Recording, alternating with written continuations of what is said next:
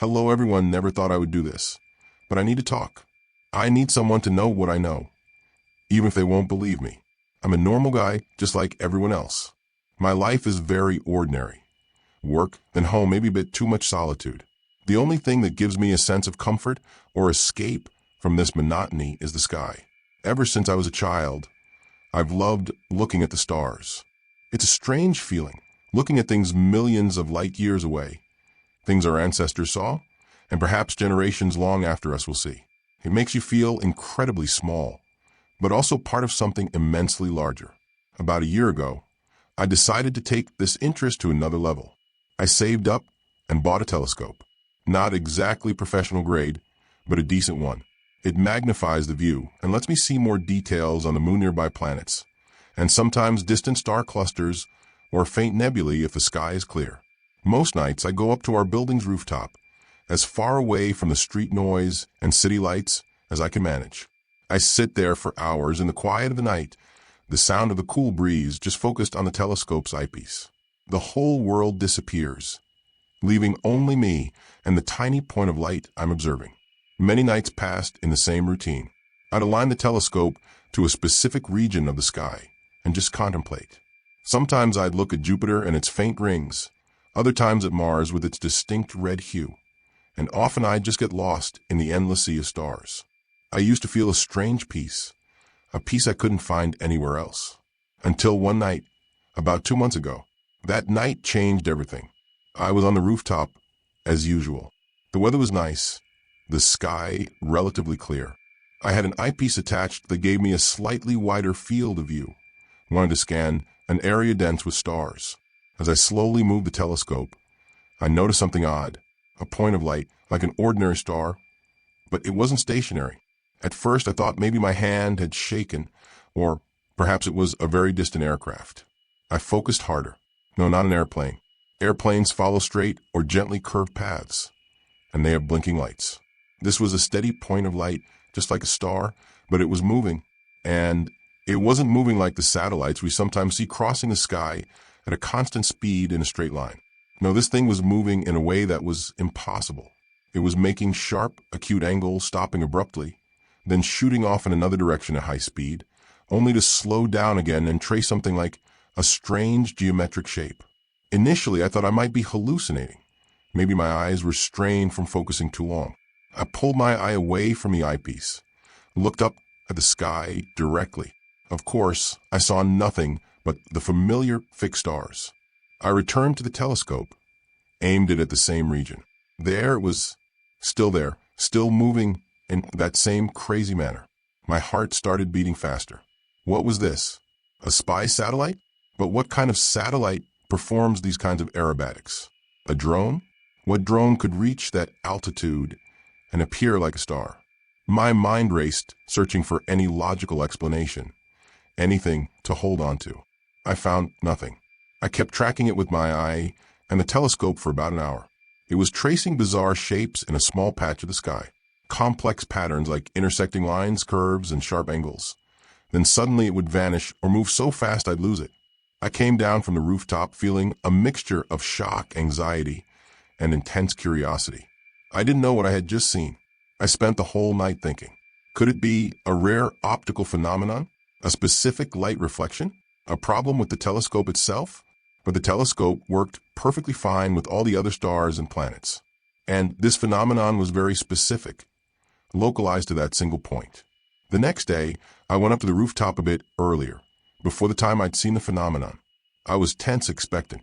Same area of the sky, same telescope settings. And indeed, at roughly the same time, it appeared again.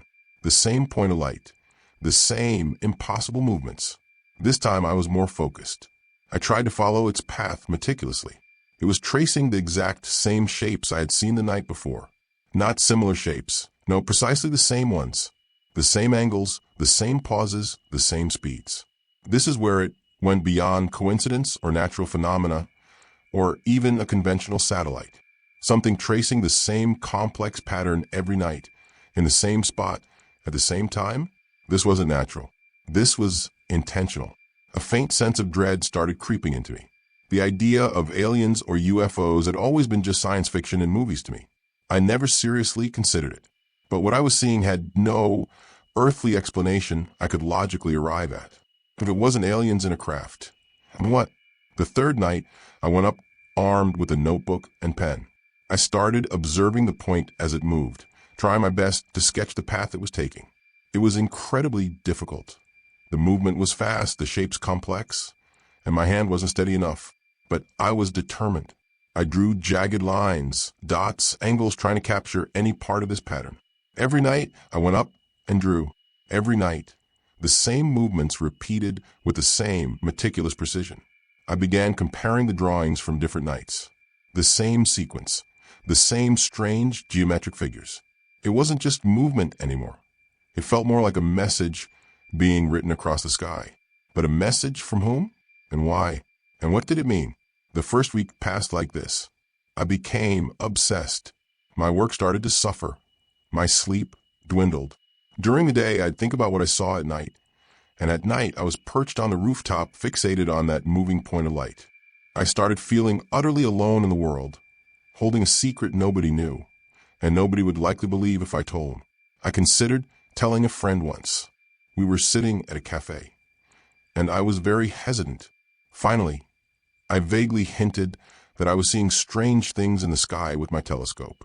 He looked at me and said, "Man, you must be seeing things. Maybe it's just a plane or a satellite, and you're making a big deal out of it." I tried to explain that the movement wasn't normal, that it repeated. But he just laughed and said, "All right, man, next time film it and show us." The idea of filming it had occurred to me, of course. I tried recording with my phone camera through the telescope eyepiece. But the image came out extremely shaky and unclear, and the point of light was so small it barely showed up as a pixel or two moving erratically in the video. There was no solid physical proof I could present. I went back to the notebook and pen. Every night, I added a new piece to the drawing, like assembling a large, complex puzzle. I started noticing that these shapes weren't just random lines. There was repetition, a certain symmetry, like a strange visual language. I would stare at these drawings for hours, trying to understand them. Was it a map? Chemical symbols? The design for some machine? Time passed, and I still didn't understand anything. The feeling of helplessness grew. I was witnessing something happening right before my eyes every night, something that could potentially be the most important discovery in human history, and I couldn't comprehend it or report it to anyone convincingly. The fear began to evolve. It wasn't just fear of the unknown anymore. It became fear of what this message might actually be saying. If it was a message, who was sending it with such power that it barely appeared as a moving star? And what level of importance or danger would warrant such an effort? I started searching online for anything similar. Amateur astronomy forums, conspiracy theory websites, anything. I found no description matching what I was seeing. Everything was either mundane sightings of satellites or planes, or clearly fabricated videos. What I was seeing was different. It was real, persistent, and terrifyingly organized. Over time, the drawing in my notebook started to take shape. I now had a complete sequence of the movements the point made over about an hour and a half each night. An incredibly complex drawing, filled with minute details. I'd look at it, feeling like the key was right in front of me, but I couldn't find the door. One night, as I was looking at the drawing, comparing it to the previous nights to ensure accuracy, I noticed something. In a specific part of the drawing, there seemed to be a certain ratio that repeated between the lengths of particular lines and specific angles. A mathematical ratio, something like the golden ratio, perhaps, but much more complex. I thought to myself, wait a minute, what if these aren't visual symbols in the traditional sense? What if they're equations? What if it's the language of mathematics? They call mathematics the language of the universe. Maybe whoever is sending this message knows that the only way to communicate with any other civilization, regardless of their language or form, is through mathematical constants and logic. This idea sent a shiver down my spine. If this was math, then I needed someone who understood highly complex mathematics to decipher it. My education is average. My highest level of math was in high school, but this idea opened a new door. I began focusing on the drawing from a mathematical perspective, looking for numerical patterns, for known constants like pi symbol, or Euler's number, E. It was like trying to crack an impossible code. I spent days and nights trying to apply the simple math I knew, searching online for advanced mathematical concepts that might relate to these shapes. Chaos theory, fractal geometry, things I'd never even heard of before. I felt like a blind person feeling their way through a dark maze. Every time I felt I was getting close to something, I'd hit a dead end. But I didn't give up. The feeling that the answer was near, that this message had meaning, was stronger than any frustration.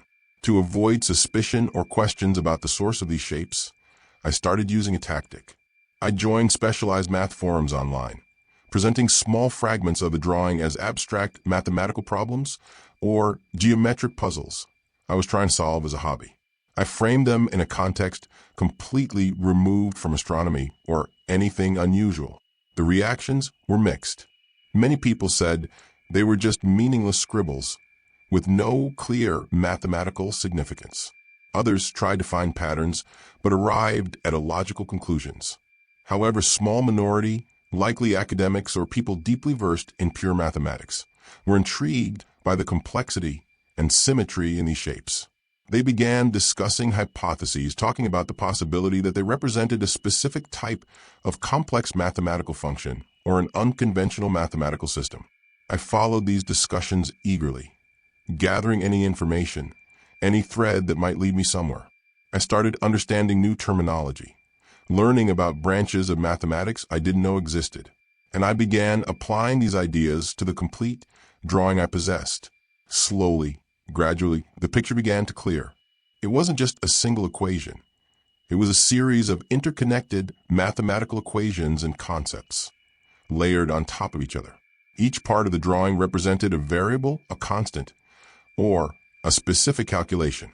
It was a purely mathematical language, completely abstract, devoid of any form of spoken or written language we know. I spent several more weeks on this painstaking work, connecting the parts, trying to find the logic governing the sequence. It felt like solving the hardest equation of my life. And the closer I got to the solution, the more the fear inside me grew, because I started sensing the nature of the message. It wasn't a message of welcome, nor a map to a cosmic treasure, nor the design for a devastating weapon. It carried a sense of urgency and of pain, until I reached the crucial moment. After long nights of sleeplessness, concentration, and calculations, aided by online tools and the discussions on the specialized forums I interacted with very cautiously, I managed to piece it all together. I was able to translate this mathematical message into a concept that we humans could grasp. The result was simpler and more horrifying than anything I could have possibly imagined. The message wasn't coming from a spacecraft orbiting the star, nor from a civilization living on a planet orbiting it. The message was coming from the star itself. I don't understand how, and I don't know if this is scientifically possible or not. Can stars possess consciousness? Can they be living beings in a way completely different from our understanding of life? I don't know, and that's not the important part right now. What matters is the content of the message. All those complex geometric shapes and impossible movements, when translated from the abstract, universal language of mathematics, conveyed one simple, terrifying meaning.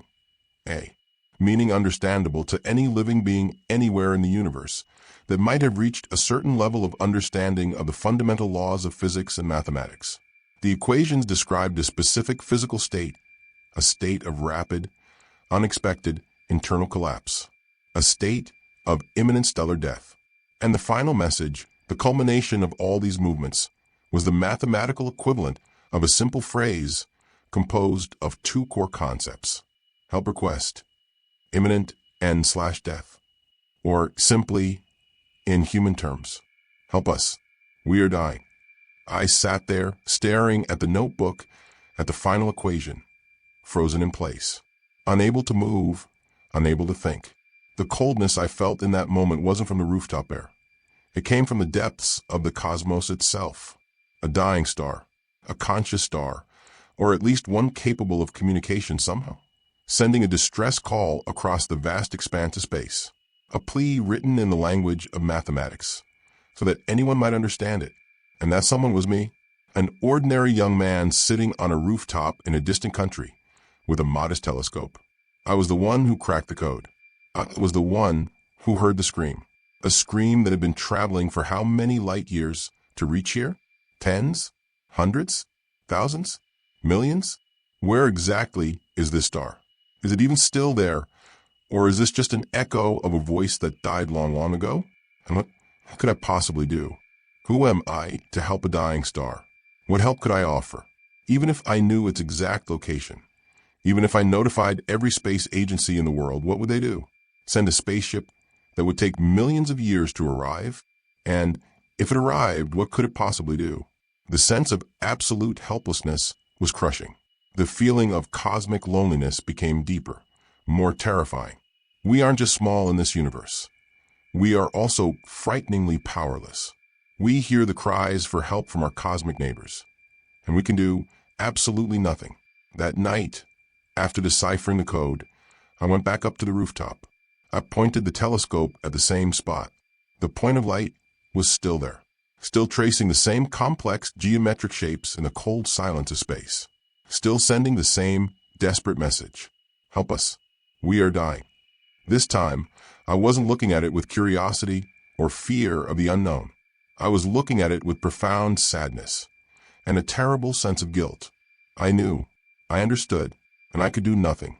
The sky, where I used to find peace and escape, had transformed for me into a vast graveyard filled with stars dying in silence, or screaming pleas for help that no one hears, or those who hear cannot answer. Every night now, I go up to the rooftop, not to enjoy the stars, but because I honestly don't know why.